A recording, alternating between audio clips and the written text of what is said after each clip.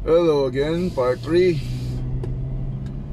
Nata diri sa kaning center sa Pueblo Township, no? Atong left side din mo ng SM. Ato ang right side no ni ang Golden Glow. Mo siguro ni pinakauna nga Golden Glow, and then nakalimot ako sa pangalan na nga church. Yung kanang nasa right side na to, no? Sa isang church, yung murag pyramid.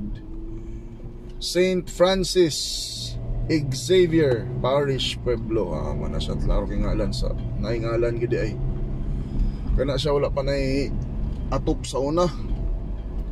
Okay, klaro ang atop pa na half pang nahuman, pero nahuman ra gid siya. Gwapo siya nga simbahan. Left side puno nag mga restaurants, right side Philam Life Village. Karon left side Morning Mist. Pinakatumoy dayon Hillsboro Point na Robinsons nga pinakaunang subdivision sa Robinsons din sa Cagayan.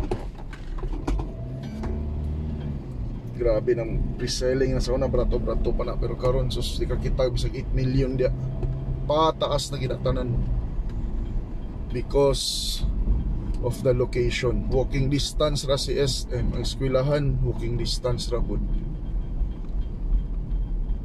Welcome to my alma mater, Hillsboro Point. Makita niyo sa video kanina yon ang eskwelahan Xavier Ateneo. Right side manilahang pinakabagong sports center. Kasulod ko na pero tinga po kagid. Pinakagwapo sa Cagayan by far. Tayo ma-expect basta Ateneo kuan gining commitment to excellence in every facet of the way. Be more than what you are capable of. Mo gina siya. So murag na event din ni karon, no? May siyang high school, diri ko na graduate year 2000. Kami ang first graduate din eh.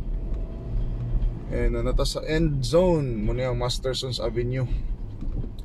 And pa right side padulong na dito Oro Gardens.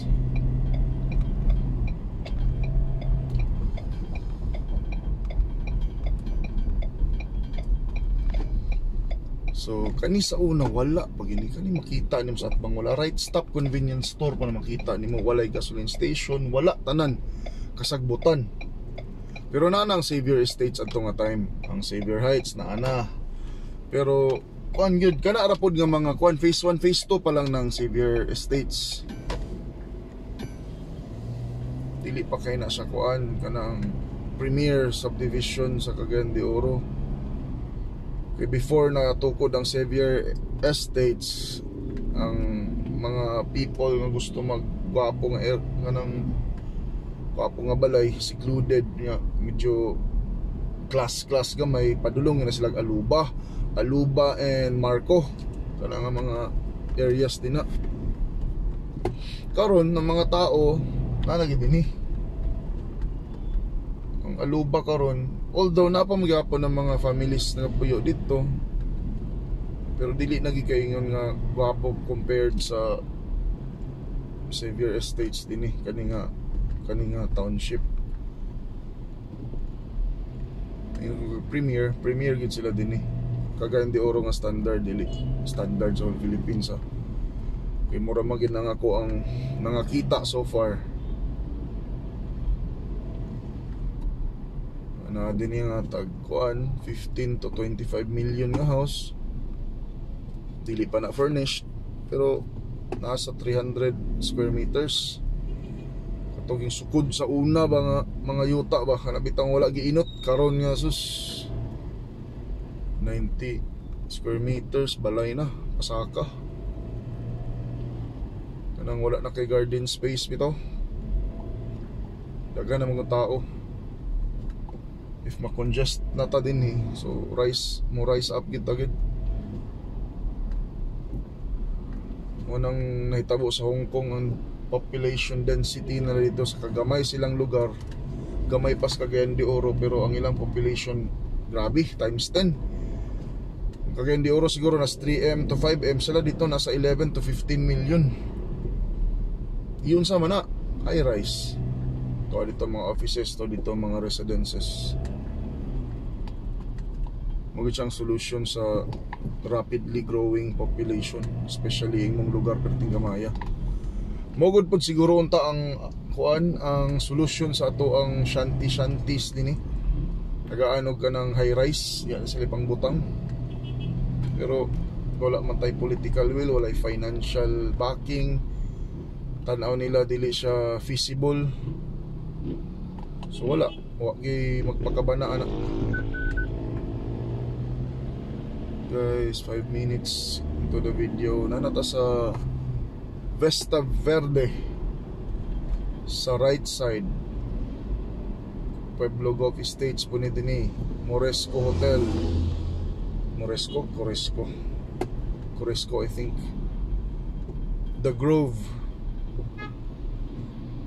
premier subdivisions din ni Pueblo Golf. Sa left side na yung mga business centers, Xavier Heights sila. Sus, kapas unta ko ani nag-traffic naman noon. Mo siyang main highway by the way. Kang lahos ka ni Talakag ni siyang pinaka kuan ani, tumoy Talakag na padulong nakabukid nun kani nga dalan. Ang pabalik ani dito ni sa kuan sa Price Plaza. By the way, dili na siya functioning karon. Price gas na sila. Ambot sa ilahang kuan ana.